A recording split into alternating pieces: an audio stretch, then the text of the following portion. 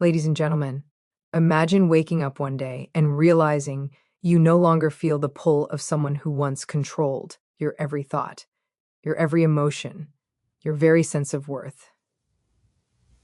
Imagine feeling calm where there was once chaos, confident where there was once doubt, free where there was once fear. Today, I'm going to take you on a journey through the quiet, powerful signs that you've already defeated a narcissist without even realizing it. By the end, you'll see that the real victory isn't confrontation, revenge, or proof. It's reclaiming your peace, your power, and your life.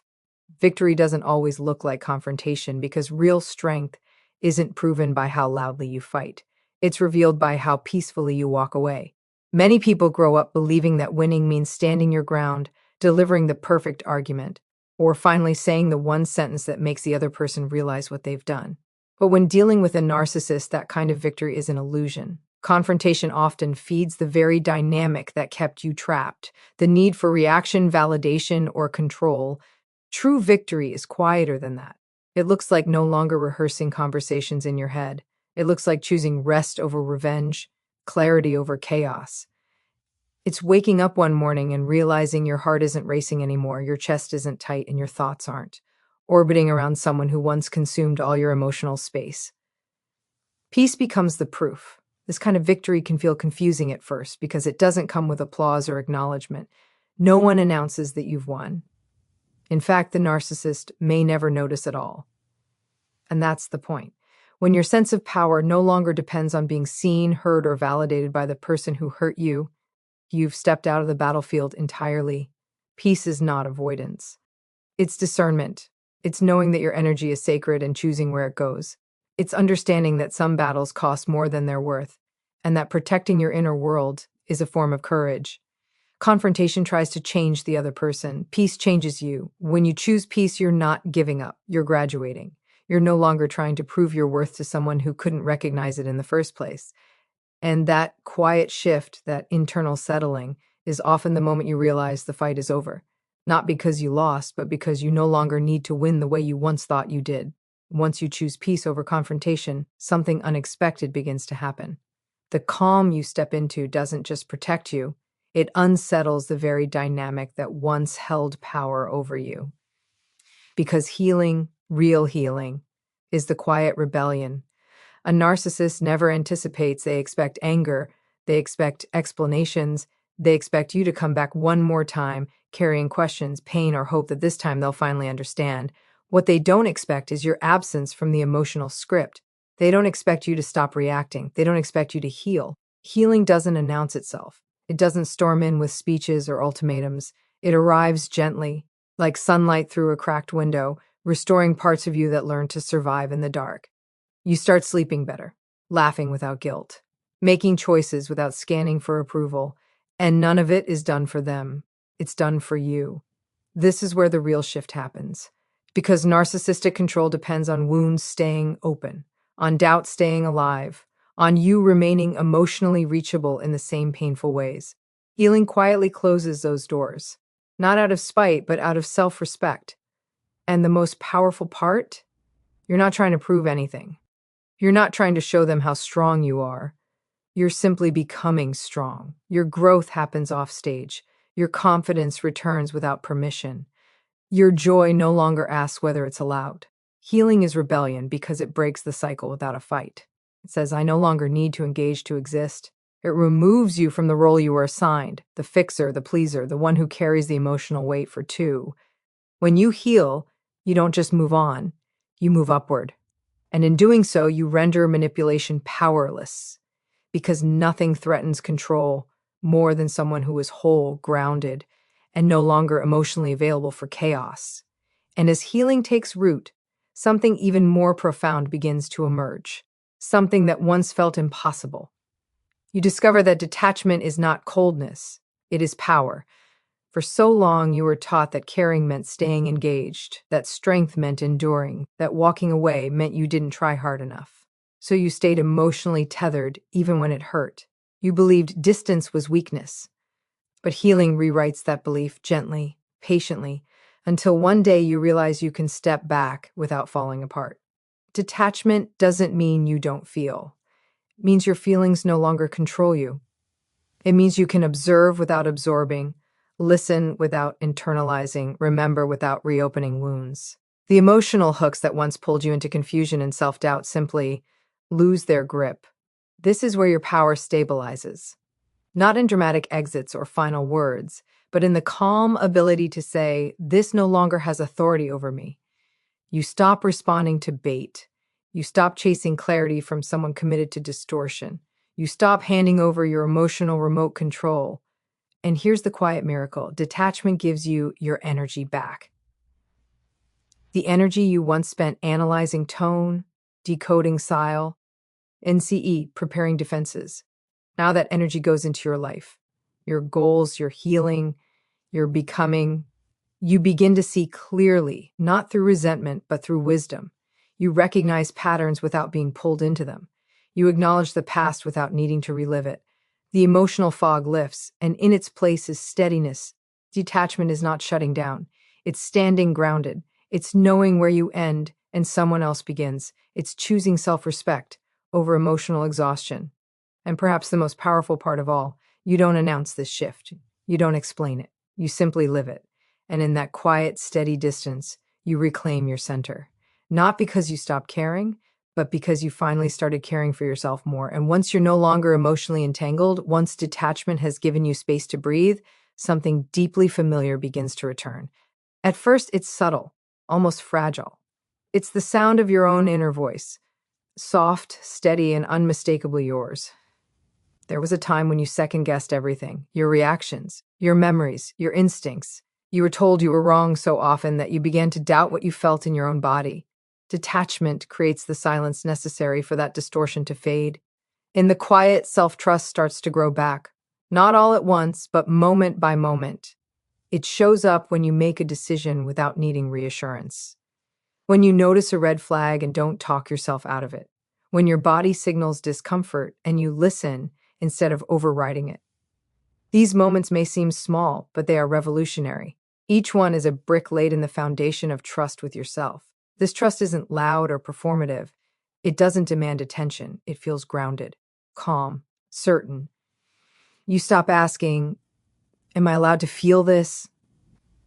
and start saying, "This is how I feel," and that's enough. The internal debate that once exhausted you begins to dissolve. What's powerful about restored self-trust is that it doesn't rely on anyone else's agreement. It doesn't collapse when someone challenges you. It doesn't disappear when you're misunderstood. It becomes unshakable because it's built on lived experience, not external approval. You realize you don't need to overanalyze anymore. Your intuition has earned your respect. You've seen what happens when you ignore it, and you've felt the peace that comes when you honor it. And in that return to yourself, something clicks. You're no longer searching for certainty outside of you. You are the reference point now, and that quiet confidence, born from healing and distance, is something no one can take from you again. And when that self-trust settles in, when you become your own reference point, another shift happens, one that feels almost uncomfortable at first. You realize you no longer feel the urge to explain yourself, not because you have nothing to say, but because you finally understand something powerful. Silence can speak with more authority than any explanation ever could. There was a time when you believed clarity would save you. If you just found the right words, the right tone, the right timing, surely they would understand, surely things would change. But self-trust teaches you a hard, liberating truth. Some people aren't confused, they're committed to misunderstanding you, and no amount of explaining can reach someone who benefits from distortion. So you stop talking yourself into circles. You stop defending boundaries that don't need justification. You stop offering your truth to ears that only listen for control. And instead of anxiety, something surprising shows up. Relief. Silence becomes a form of self-respect, not the silent treatment, not withdrawal meant to punish, but intentional quiet, ground, dequiet, the kind that says, "I don't need to convince you in order to honor myself." This is where emotional maturity takes root. You learn that not every moment requires a response, not every accusation deserves a defense, and not every misunderstanding is yours to fix. Your nervous system relaxes because it's no longer constantly preparing for battle. And here's the quiet power of it all. Your silence is no longer filled with fear, it's filled with certainty. You know who you are. You know what you meant. You know what you stand for. Explanations were once how you tried to survive. Silence is how you protect your peace. And in that stillness, you don't lose your voice, you reclaim it. You simply choose when, where, and with whom it's shared. And in that quiet certainty, where silence has replaced justification, your world begins to expand in a way you never planned, but deeply needed. Without making a dramatic decision, without drawing a hard line in the sand, you slowly start building a life that no longer revolves around them. At first, it's subtle. You make plans without checking how they'll react. You pursue interests without imagining their opinion. You choose joy without bracing for consequences.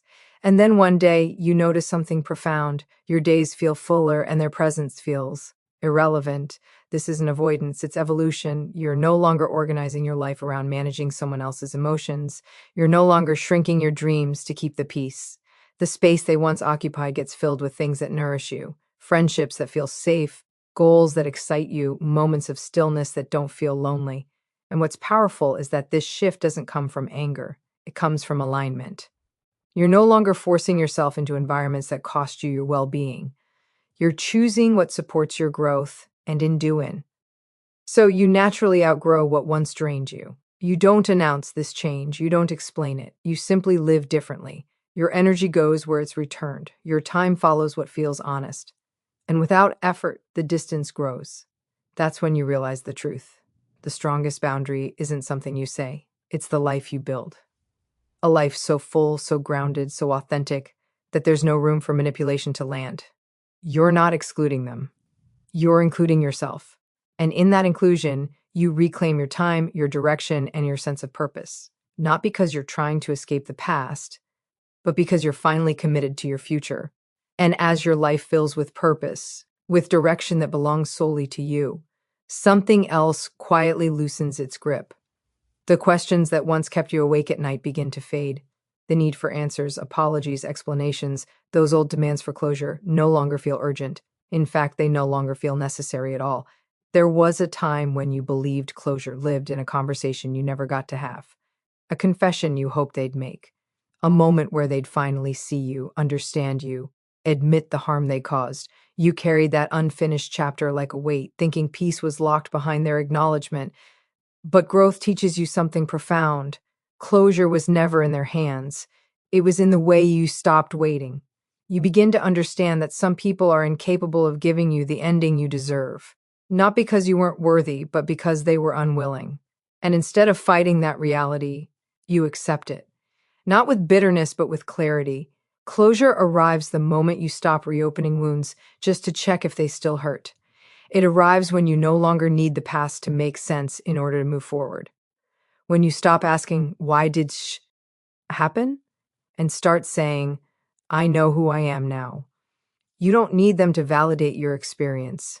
You lived it, you survived it, you grew from it. And in that realization, there is an unexpected freedom. Your peace is no longer delayed by someone else's growth or lack of it. Your healing is no longer on hold, waiting for permission that will never come. This is the final release.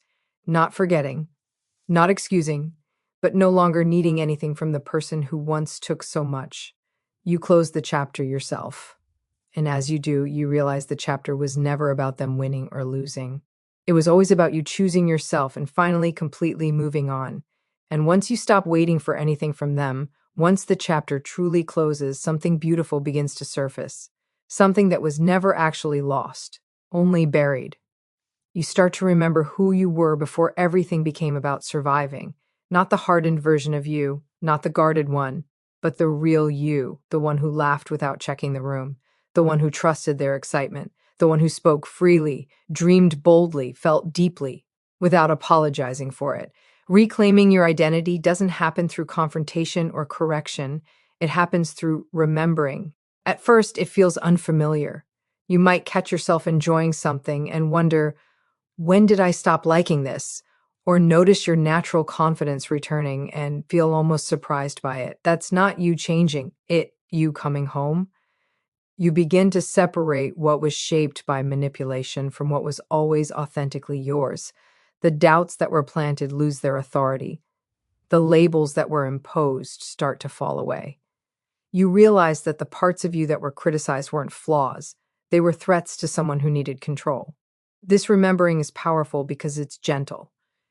You're not fighting to become someone new. You're allowing yourself to be who you've always been. And with every choice that aligns with your values, your voice, your joy, your identity solidifies, you start living from the inside out instead of reacting from old wounds. Your decisions feel cleaner. Your boundaries feel natural. Your sense of self no longer wavers based on who's watching or judging. And in that reclamation, you understand something deeply healing. They never defined you. They only distracted you from yourself for a while. Now, as you step forward grounded in your truth, you're no longer shaped by what you endured. You're guided by who you remember yourself to be. And that quiet return to self, that's not just healing, that's liberation. And as you reconnect with yourself, as your identity settles back into its natural rhythm, another realization begins to take root. Growth makes manipulation powerless. You start to notice it in the small moments, the subtle ways the old tactics no longer work. The attempts at control that once shook you now sliding off like water from a stone. The world that once seemed full of triggers becomes a space where you stand firmly, unshaken. This is the quiet, often invisible form of strength. You're no longer the person who bends under pressure, who apologizes for existing, who scans every interaction for hidden meanings. Your boundaries are clear, not because you've built walls, but because you've cultivated self-awareness. You know what you will tolerate, and just as importantly, what you won't. And in knowing, you naturally protect your peace. Manipulation thrives in uncertainty, in doubt, in the constant questioning of one's own value. Growth dissolves that uncertainty. It teaches you how to recognize patterns, how to spot attempts to distort reality, and how to disengage without guilt. You understand that control is not your responsibility. At someone else's discomfort is not a reflection of your worth. With this knowledge comes freedom, the kind that cannot be bargained with, bargained over, or bargained away. And perhaps the most remarkable part is that this power is effortless. It doesn't require confrontation, anger, or even explanation. You simply live with clarity, and manipulation fails on its own because it has no leverage over someone who trusts themselves, knows their worth, and moves intentionally. Growth doesn't just heal wounds, it inoculates you against them. You've changed, evolved, and reclaimed your energy. And in that reclamation, you realize the battles that once consumed you are now irrelevant, because the person who can manipulate you no longer has a foothold, and you, quietly, fully, have won. And as growth renders manipulation powerless, as your sense of self and boundaries become unshakable, the final, most profound truth begins to reveal itself.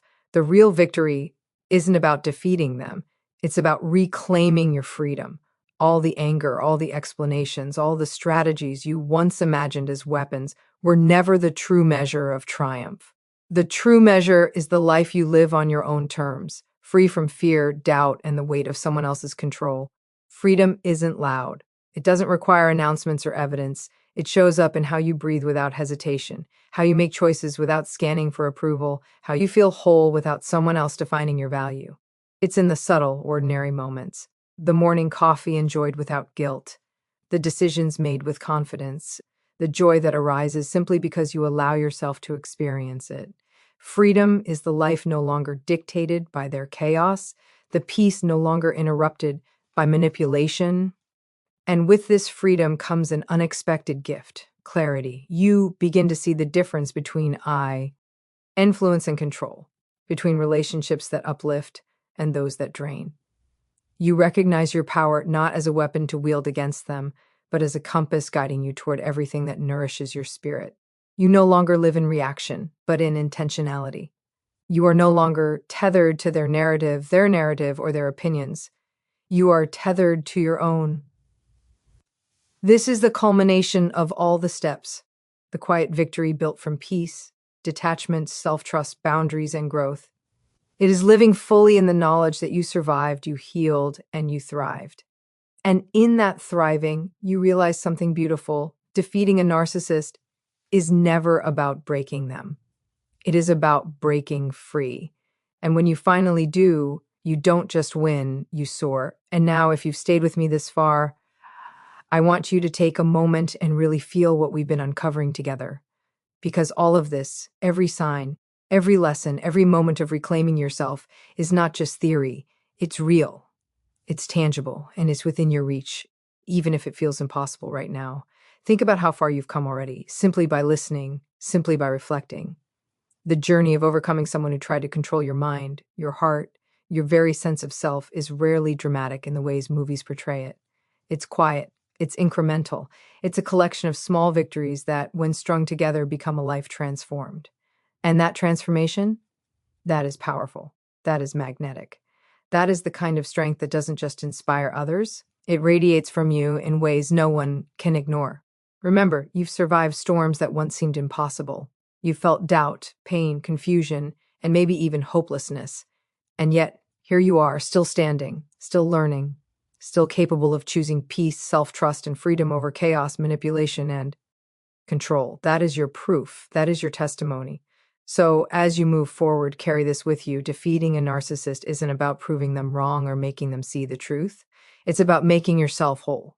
It's about living a life so full, so authentic, and so aligned with your values that no one can take it from you. Not even someone who once held your heart in their hands. And if you take nothing else from this, take this. Your liberation begins the moment you choose yourself over the struggle, your growth over the drama, and your joy over the fear. When you do that, the victory is not just yours. It's undeniable, unstoppable, and eternal. Hold on to that truth and let it guide every step you take from this moment forward.